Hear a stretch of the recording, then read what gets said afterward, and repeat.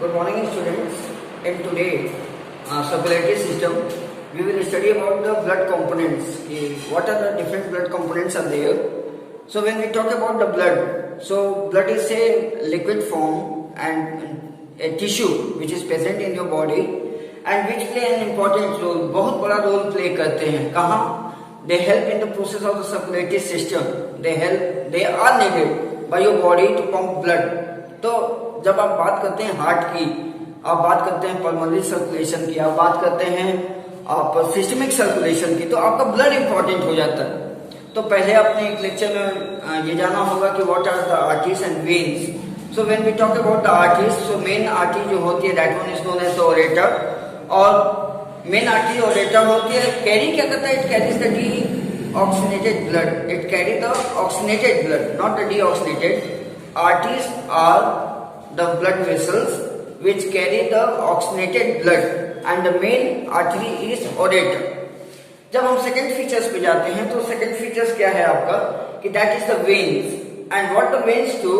The veins carry the deoxygenated blood. जो भी bloods आपके बॉडी में deoxygenated, that means it does not contain oxygen.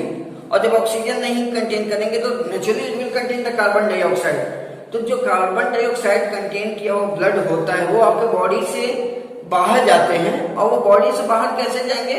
With the help of the vein it goes up to the pulmonary, up to the lungs, और वहां carbon dioxide आपका expel out हो जाता है. आप रिस्पिरेशन में ऑलरेडी उसको पढ़ चुके हैं. अब ब्लड कंपोनेंट्स की बात करिए कि blood, so the blood contain the plasma, RBC, WBC and platelets. आपके ब्लड कंपोनेंट्स में जो चार इंपॉर्टेंट कंपोनेंट्स होते हैं when we talk about the blood. Okay, so blood में एक चीज और जानते रहिए कि it is the 60% of your total volume of your body. 60% आपके बॉडी वॉल्यूम का प्लस जो है कि 6 to 7 लीटर्स आपके बॉडी में प्रेजेंट होता है ब्लड. 60% आपके बॉडी के वॉल्यूम का प्लस 6 to 7 लीटर्स आपके बॉडी में ब्लड प्रेजेंट होता है. ठीक है, एक एडल्ट पर्सन की बात अगर हम करें तो. अब ये जो ब्लड आपके कंपोनेंट्स होते हैं, when we write components of blood, so what the component of blood contain? एक कंटेन प्लाज्मा, पहला. ठीक है, प्लाज्मा कंटेन करता है. दूसरा RBC, we call it the red blood cell. ठीक है, आगे बताएंगे कि why they are known as the red blood cell. C WBC, white blood cell. Okay, and D platelets. So kindly note in your copy. बस इतना ही note करिएगा. Component of blood, plasma, platelets, RBC and WBC. तो this are the 4 components of blood. अगर आप एक blood को connective tissue मान के चले तो वो लिक्विड स्ट्रक्चर्स है, लिक्विड फ्लूइड लाइक स्ट्रक्चर्स आपके 4 कंपोनेंट कंटेन करते हैं: plasma, RBC, WBC and platelets. So kindly note down in your copy.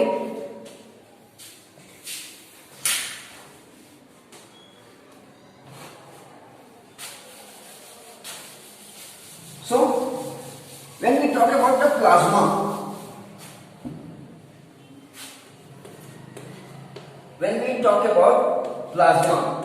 Plasma है क्या? Yellow straw like structure. Straw का मतलब जैसे भूसे का कलर होता है पीले रंग का, तो plasma yellow straw like structure होते हैं. It is straw like structure. It contain lipids, fats, protein, metabolic hormones and everything. Even the RBC, WBC and platelets are also suspended in them. Suspended का मतलब कि उसमें तैरते रहते हैं. तो अगर एक प्लाज्मा को अगर आप डिफाइन करिएगा तो ये what it contains? It contains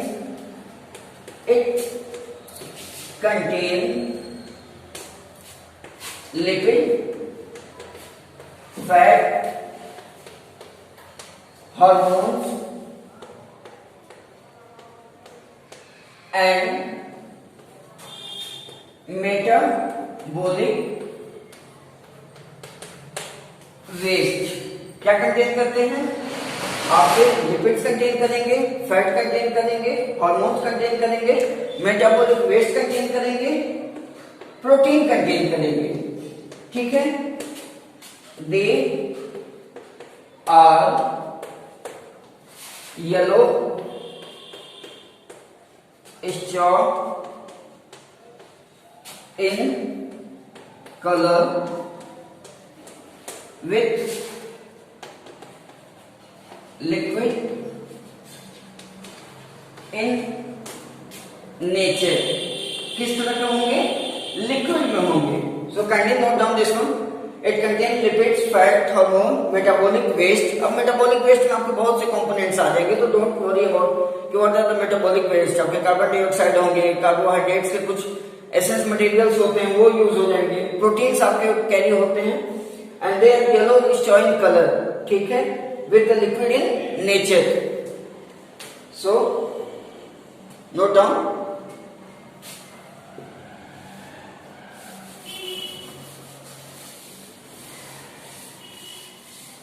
Next, when we write about second, red blood cell. ठीक है, नाम में से ही पता है कि it is red blood cell. So it is red in color due to presence of respiratory pigment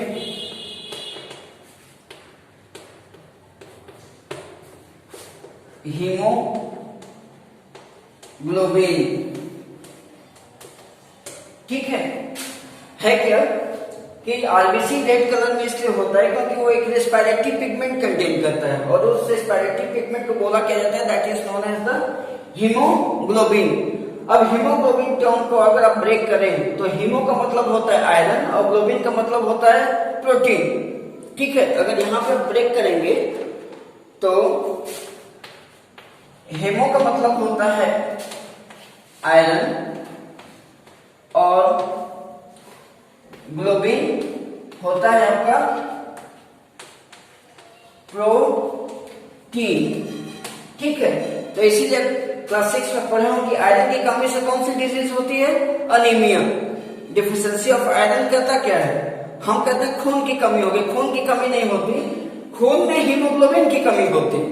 खून की कमी नहीं होती आपके बॉडी में. खून में किसकी कमी होती है? हीमोग्लोबिन की. किसकी वजह से होता है? आयरन की वजह से. So, deficiency of iron causes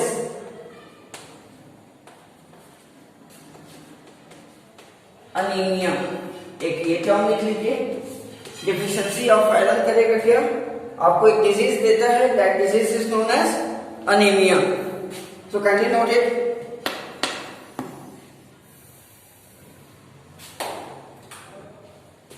इसी में आगे लिखिएगा, लिखिए यहां तक लिख लीजिए, इसके आगे लिखिए इसमें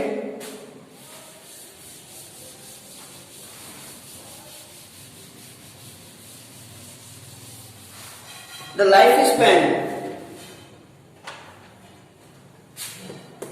the life span of RBC is 120 days. ठीक है, लाइफ स्पैन कितना होगा? 120 दिन का. And it is commonly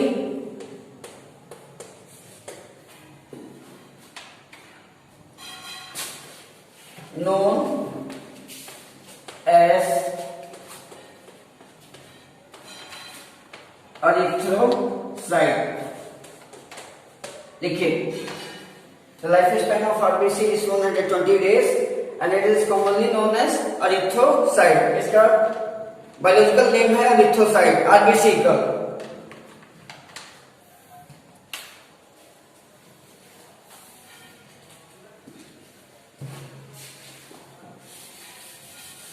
Next one is WBC, white blood cell. ठीक है, व्हाइट ब्लड सेल्स। अब इससे ये मत लीजिएगा कि this is white in colour, white colour में ये नहीं होता। होता क्या है, it is commonly known as leukocytes. The life span of WBC, इसकी लाइफ स्पैन कितनी होती है, 2 to 5 days. It contains soldiers of body. क्या सोल्जर्स ऑफ बॉडी क्या कंटेन करेगा, केमिकल सब्सटेंस, एंटीबॉडी, ये जानते रहिए। ठीक है, क्या कंटेन करेगा, सोल्जर्स ऑफ बॉडी कंटेन करेगा जो आपके इम्यूनिटी को स्ट्रांग बनाता है। वो केमिकल सब्सटेंस क्या कहलाएगा, that chemical substance will be known as antibodies. So it is commonly known as leucocyte, पहला। इसकी लाइफ स्पैन 2 से 5 दिन होती है। दूसरा, it contain the soldiers of body, आपके बॉडी का डिफेंस मैकेनिज्म स्ट्रांग बनाता है।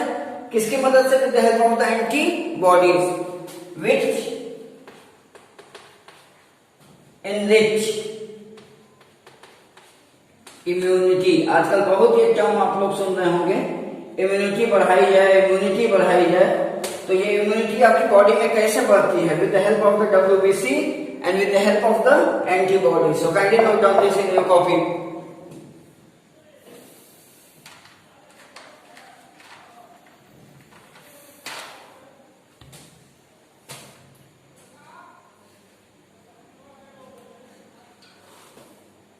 लास्ट,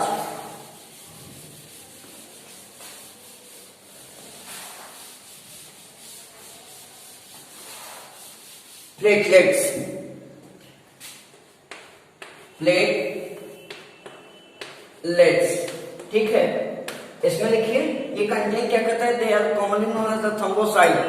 एक थ्रोम्बिन प्रोटीन कंटेन करता है, और वो थ्रोम्बिन प्रोटीन करता क्या है, it help in the coagulation of blood, आपके ब्लड में क्लॉटिंग करता है। जैसे देखे होंगे कि कहीं अगर आपका कट जाए या कुछ हो जाए, या दाढ़ी बनाते समय हल्का सा कट हो जाए, तो कुछ देर बाद ब्लड का आना वहां से बंद हो जाता है। तो होता क्या है कि आपके प्लेटलेट्स में एक प्रोटीन प्रेजेंट होती है, थ्रोम्बिन, और वो प्रोटीन करता क्या है कि it is a coagulating agent. Coagulating agent का मतलब कि खून का थक्का जमाना, तो थक्का जमा देता है ताकि आपका ब्लड बाहर ना जाए। Okay, so that is the feature of the platelets. So it is commonly known as thrombocyte, ठीक है। It is commonly known as, क्या बोला जाता है, thrombocyte. It contain blood clotting protein name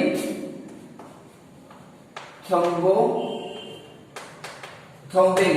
अब इसी नाम से ये थ्रोम्बोसाइट्स बना हुआ है, जो कि थ्रोम्बोप्रोटीन का प्रेजेंट होता है, तो वो बनाएगा क्या, that is the commonly known as the thrombocytes. So it contain the blood clotting protein, blood को क्लॉट करने वाला प्रोटीन कंटेन करता है थ्रोम्बिन, विच हेल्प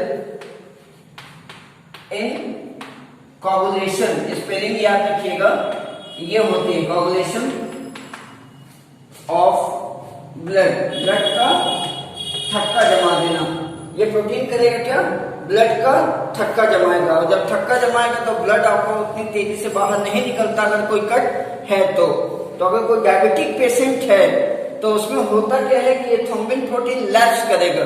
तो अगर कोई घाव होता है, ऐसी कोई बीमारी होती है जहां की वो कट हो गया तो जल्दी सूखता नहीं। In the case of the patient who are suffering from diabetes, जिनको शुगर हुआ होता है, हम उनकी बात कर रहे हैं specially. So this are the 4 components. तो इनके नाम आपको याद रखने हैं, इनके लाइफ स्पैन आपको याद रखने हैं, इनको कॉमनली बोला क्या जाता है। जैसे अगर आरबीसी को एरिथ्रोसाइट बोला जाता है, डब्ल्यूबीसी को ल्यूकोसाइट बोला जाता है, प्लेटलेट्स को थ्रोम्बोसाइट बोला जाता है। ये 3 नाम हो गए। आरबीसी का जो लाइफ स्पैन है 120 डेज का है। हीमोग्लोबिन प्रेजेंट है इसलिए उसको आयरन कंटेनिंग कहा जाता है, और आयरन जब कमी हो जाए तो that causes the disease anaemia. WBC में क्या है कि there is the presence of the antibodies, और एंटीबॉडीज प्रेजेंट है तो कहता क्या है कि it help in the process of the your body mechanism, defence mechanism आपका बॉडी का बनाएगा। और जब डिफेंस मैकेनिज्म बनाएगा तो अल्टीमेटली आपकी बॉडी की इम्यूनिटी स्ट्रांग होगी with the presence of the antibodies. और तीसरा आपका प्लेटलेट्स। प्लेटलेट्स क्या करेगा कि ये आपको एक प्रोटीन कंटेन करता है विच help in the coagulation of blood. आपके सीबीएसई बोर्ड के एग्जाम में इस तरह के क्वेश्चंस आते हैं, कोगुलेशन ऑफ ब्लड में कौन मदद करता है, या हीमोग्लोबिन कहाँ पाया जाता है, या एक रिस्पिरेटरी पिगमेंट का नाम बताइए, दैट इज द हीमोग्लोबिन।